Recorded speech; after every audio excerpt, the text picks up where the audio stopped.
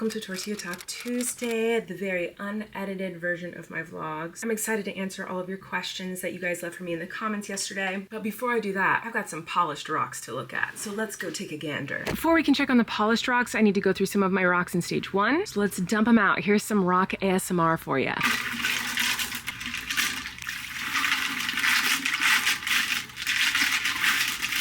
Those are beautiful. Oh my gosh, I'm so excited.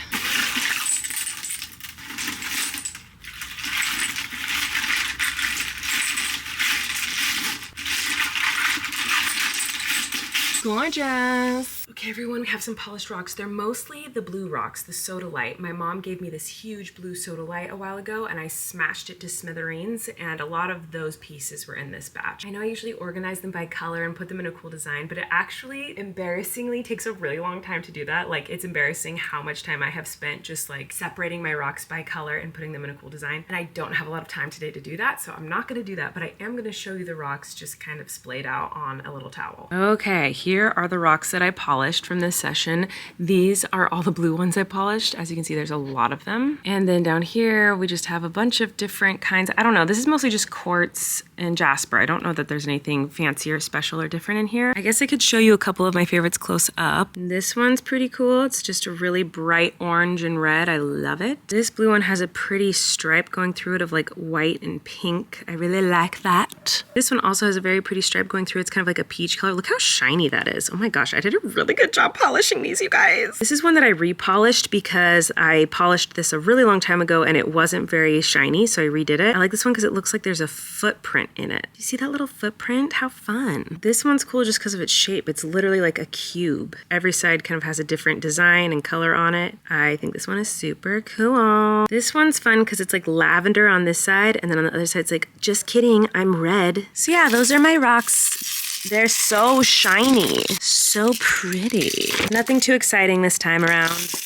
So sorry I didn't put them in a cool design, but I don't have time for that today. Okay, bye. I just went to sit at my desk to edit a video, and there were 1, 2, 3 spiders crawling across the desk. So obviously now I can't edit ever again, and I have to burn the desk and probably my entire office. So I'm literally just, can I help you? Look who decided to join the party. You look like such a mess today, Daisy. Oh, you're so cute. I just love how this cat was nowhere near me until she heard me talking to the camera. And she was like, oh, excuse me, you started vlogging without me. I don't know if you're aware, but I'm supposed to be the star of every vlog. Daisy the diva. Excuse you, sorry. Let's go clean your eyes. Daisy, say bye. Good girl. It's time to feed the silkworms, which means I'm headed out to the mulberry bush, and we have to do this like 3 times a day. Oh, I just walked through a spider web. Gross. They eat through these leaves like you would not believe. It is crazy. Hopefully this is enough to last them through the night, but like honestly, I don't know. We will put so many leaves in that little box of theirs, and in the morning they'll all be gone. Then we'll fill it up in the morning, and then by the afternoon they're all gone. Then we fill it up in the afternoon. They're all gone by the nighttime. These are some hungry little silkworms. Oh my goodness, look at this. They started making their chrysalises. Oh my gosh, they're little silkworm cocoons. It's happening. It's happening. It's happening. Oh my gosh, that's crazy. I didn't even realize it had happened. That happened literally today. Oh my gosh, that's bananas. What's in there? A butterfly. I'm gonna make a butterfly and 2 butterflies. 2 butterflies? Yeah. So many butterflies. So many butterflies. 2 butterflies. Oh wow. So what's this called? What's this thing called? Raccoons. A raccoon? And that is a raccoon. Those are the raccoons. Silkworms go open a raccoon. Then squish. It squishes them in there? Yep. Are they cozy? Yep. Hello everybody, it's time for Tortilla Talk. I don't know why I'm laying like this for Tortilla Talk. I thought this would be cozy and comfortable, and now I'm just looking at it and it looks weird, and I'm not comfortable at all, so maybe this is a bad idea. But anyway, let's answer your questions. Suri Precious says, does the twins have any new word they have learned or say funny? They always have words and things they're saying silly or cute and just amazing, but the thing that pops to my mind right now is Wesley. He's constantly saying so if you ask him any question at all, he goes before he answers, and it's so cute. He also says yup instead of yes. Yep. And that's very cute. They say so many cute things. It's hard to think of like one thing. They say no, I not when they're upset. It doesn't matter what it is, what the question is. Instead of just saying no, or I don't like that, or I don't want to, they'll say, no, I'm not. Like literally they could not want to go to dinner and you could be like, it's dinner time. They'll be like, no, I'm not. Wesley calls the cocoons that the moths are in raccoons, which is very cute. I think that's in this vlog at some point. I mean, everything they say is cute. It's hard to like think of specific things, but everything they say is cute. Ashley said, Tortilla Talk question, what was one of your favorite things about Vancouver when you lived here? I'm from here and would love to hear your opinion on the city since I know you love it here so much. I love Vancouver. I want to go back to Vancouver like right now. I love it so much. So I loved the food. I think the food in Vancouver is really yummy. It's just a beautiful place. I've never been there like for a winter, so I don't know what that's like, but I was always there in the spring, summer, and some of the fall. And the weather was just so beautiful and like the scenery. Like I lived in North Vancouver for the first season of Haters Back Off, and it was so pretty up in North Van. Like it was oh my God, it was just so gorgeous. The mountains and the snow in the mountains and the trees, just so green and beautiful, and the sky so like it's like literally one of the prettiest cities I've ever been to in my life. People that I interacted with in Vancouver, all the people that I met in Vancouver were so kind. I just felt like the vibe in Vancouver was just elite. Like it was just, the food was good, the people were nice, atmosphere is cool. I loved that when I lived like in the city, like it was, you could walk to anywhere. I just loved it. I love Vancouver. I want to go back so bad. Elo says, hi Colleen, I'm genuinely curious. How has your mental health been? Also, the song by Flynn was so cute, it was impossible to watch it with a straight face. I'm so glad you like the song with Flynn. We've been listening to it 24/7 here at our house. All the kids are obsessed with it. And how has my mental health been? Honestly, like really horrible. But it's fine. I just think about the Taylor Swift song, I Can Do It With a Broken Heart, and I just repeat the lyrics in my head like, baby, gotta fake it till you make it, and I did. Lights, camera, bitch, smile, even when you wanna die. Tanya said, would you do a house tour? Your house is gorge. I actually think I might be doing a house tour this week, so you have that to look forward to. Mrs. Schnatz wrote a comment about this one part of my vlog yesterday where there was like this weird sea creature on the beach that looked like a weird tentacle of a creature. I've seen them on the beach before and I don't know what they are. And Mrs. Schnatz said, this is a sea pickle or pyrosome. They grow as long as 30 feet and sometimes glow in the dark. Since 2017, there are millions on the shores of the Pacific Ocean and they are causing the fishermen loads of trouble. The tea! I had no idea. I love anything about like sea creatures, so that is fascinating to me and now I need to look into it more. There's no freaking way. It's literally called a sea pickle. Let's go find some sea pickles. Well, they aren't actually pickles, they're living animals called pyrosomes, meaning this one little pickle is composed of hundreds of individual animals. Each bump is a different individual. These ones are pretty small, but there is a species that can grow up to 60 feet long and several feet wide. Well, that's interesting. Said, you have such cool things on the shelf behind you. Sometime would you give us a little tour of the things on your shelf and the gifts from your fans? I would love to. I feel like I've done that in the past. I haven't really gone through all this stuff in a while, but let's go ahead and do that, shall we? Where do I even begin? Most of the stuff on these shelves are dolls and toys and things that people have made and given to me. All of the stuff at the back of the shelves is artwork that people have sent me or given to me at live shows. But even the random weird stuff like this has a story behind it, so this is really special to me because when I was on the set of Haters Back Off, our set design and props people were incredible and they made the house look exactly how I dreamed it in my own brains, which is not an easy thing to do, to make things that are in this brain come to life. So I had a lot of scenes with Steve Little, who is the man who played Uncle Jim, who is brilliant and I think he's so funny. He loved the set and he loved how weird and random everything was on the set. I just remember one morning we were filming some scene and he was just cracking up laughing, like picking up stuff off the floor, like, and he was like, what is this? Why is this? And because in his mind he was making up a whole story as to why Miranda had it. I just remember one morning we were laughing hysterically at this. He's like, why, where's the rest of this? Why is this what's here? Like, what is this? There was like a box of stuff I took from set, like when we wrapped, and then there was stuff that they sent to me, like the Patrick bicycle and whatnot. But this is one of the things I took from set because every time I look at it, I just think about laughing hysterically. Steve Little on set and just feeling so happy that like someone appreciated and loved like this weird world that I had created in my own mind. I don't know. So that's like, there's random stuff on these shelves, but every single thing on these shelves has a story. If it's not just like a gift that I was given from a fan, most of the stuff is like hand knitted dolls of Miranda. Someone did Miranda art by like burning wood and like carving my face into wood, which I thought was cool.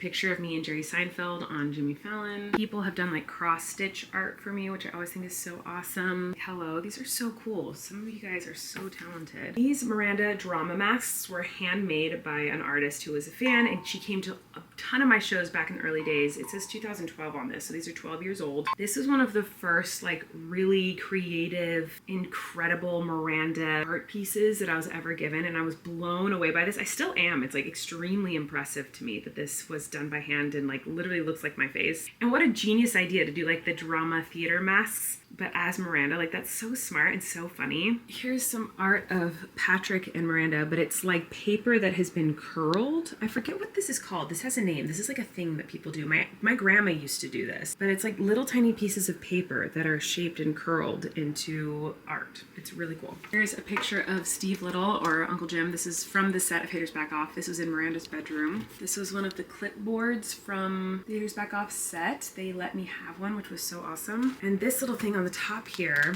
this is for eye lines. So we had one of these little Velcro heads of every cast member. We loved to shoot the show with a very wide angle lens, very close up. It kind of distorted your face while making the world look kind of warped around you. That meant the camera had to be really close to your face. So for example, right now I'm shooting this in just my regular vlog camera, but if I were to put it in a wider lens, now it looks like this, but my arm is the same distance away. The camera is only a foot away from me. So if I wanted a super close-up shot of my face, I would have to get really, really close to the camera. I'm literally, I would say my nose is probably 3 or 4 inches from the camera lens right now. So if hold on, let me change the camera back. The cameras that we shot with were huge. And so if you're this close to a camera, but you're doing a scene with someone else, like for example, if I'm doing a scene with Eric where we're nose to nose, like Miranda and Patrick are like really close together, I couldn't see Eric. So my head was basically inside of the camera. The camera was like here next to me. So I'd be talking to Patrick or to Bethany, to Uncle Jim, but the camera would be right here. So we had these little things, every main character in the cast, and there was Velcro around the edge of the lens, and they would just put these basically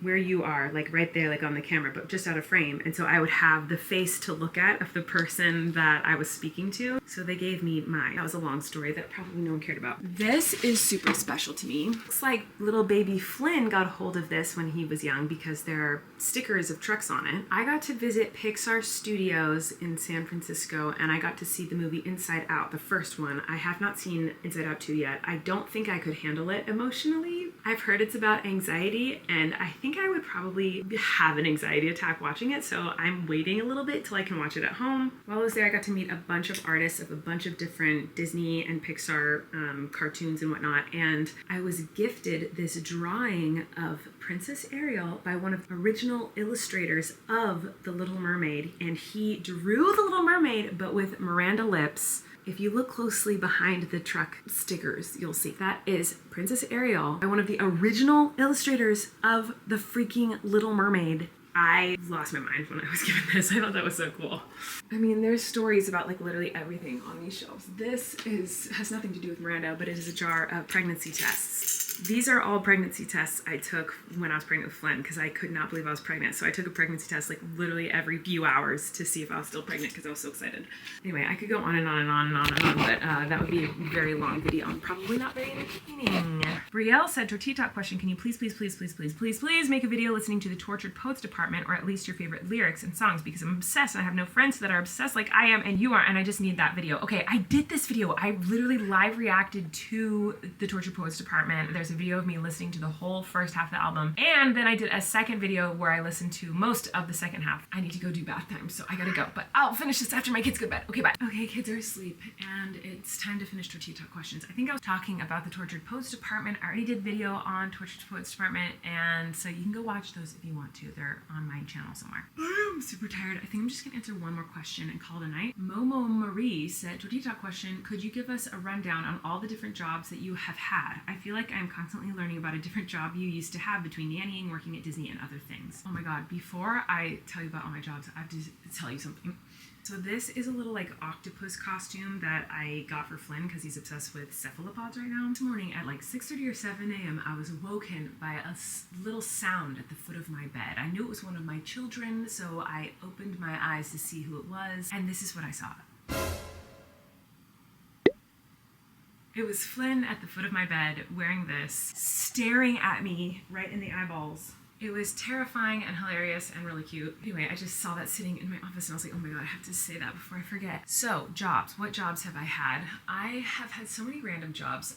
When I was really young, I worked at the Humane Society. I don't know if it's considered a job if I wasn't paid. I volunteered at the animal shelter, so I don't know if that's the same thing as having a job, but it's like a job if you volunteer, kind of. I don't know. But that was like the first thing I can really remember doing, where I went and like worked, and I would clean out litter boxes, and I thought I would be able to go and like play with cats all day, and that is not what I did. I basically was just cleaning out litter boxes and cleaning out cages. Majority of the jobs that I've had have been babysitting or nannying. I started babysitting when I was like 10 or 11, 12, I don't know, somewhere around there, and then I became a nanny when I was 16, and I nannied on and off for different families from when I was 16 all the way up past when I started doing Miranda. While I was living in Manhattan, and I was a nanny in Manhattan for a while. Other than that, in high school, I worked during the summers as a summer camp counselor thing in a theater camp. I was like the music teacher or whatever at a theater camp for a couple years. And in college, I would nanny when I could, but then I also worked at a restaurant called the Macaroni Grill. I was a hostess there, and I also sang Happy Birthday in Italian and sometimes randomly sang arias to people. Literally, people would request like an opera song to be sung to their table while they ate dinner, and it was always so freaking awkward, and I would go and I would just sing in Italian to people while they ate spaghetti. I worked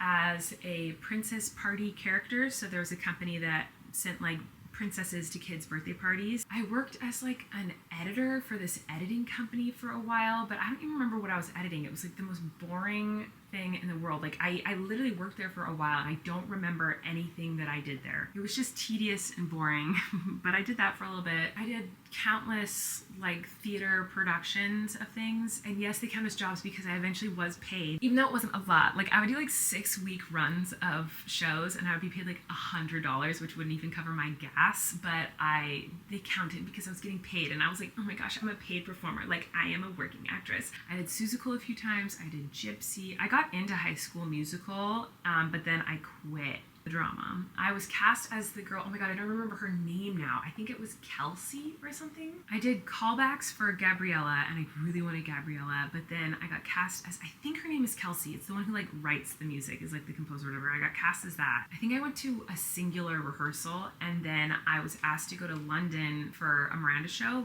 and I was like, I'm gonna do that instead. So I flew to London for the first time, I think ever, for a Miranda show. And I quit High School Musical to do that, which was big drama. I literally can't even remember all the shows I've done. I've done so many random cabarets and shows and performances. And yes, I did work at Disney, but I didn't work at Disneyland. I worked at California Adventure, but I always say Disneyland because it just, I don't know. Some people will be like, what, California Adventure? I don't know if everyone knows what that is, you know? But I loved working at Disneyland, and I did the High School Musical parade at Disneyland, and I did a show called Playhouse Disney Live on Stage, and it was so freaking fun. And I technically got fired when I worked at Disneyland, but not really. Like, I don't know that they really ever technically fire people at Disneyland. It's actually kind of worse than that. It was like I got like booted from having like official days, because how it worked in the program or union or whatever that I was a part of, that like you would basically audition to get in, and then once you got a part, then you would kind of audition in the rehearsals to see how many days you would actually be performing at the parks. So when I was initially hired, I was a sub, so that meant I just came and worked whenever people couldn't go to work, and I worked really hard until I finally got scheduled days, on the calendar, so then I had guaranteed work. But then I started doing Miranda on the stage to be silly, to make the cast members laugh. It was like right at the beginning of the Miranda stuff, and so people would come to Disney and would shout out like, oh, Miranda, when they saw me performing on the stage. So then I started doing like the Miranda face and singing like Miranda in the show, and then I got a call from the people who cast the show, and they were like, hey, your vocals aren't really cutting it anymore, and so we think you should get some vocal lessons, and we're taking away your days, so now you're a sub again. So I got like demoted, but then basically I just never got called into work kind of ever again. I didn't get like fired, but I kind of got fired, you know what I mean? But luckily it was at the beginning of like my whole Miranda career, so it wasn't like too upsetting. I mean, I was sad because I loved that job, but like I didn't really have time for it anymore at that point in my career anyway, so it kind of worked out. But I was super unprofessional, and I would sing like Miranda on stage when I definitely should not have done that. Okay, I'm like falling asleep. I need to go. But thanks for watching, and I love you guys, and thanks for all the wonderful comments, and I will see you tomorrow. Okay, bye.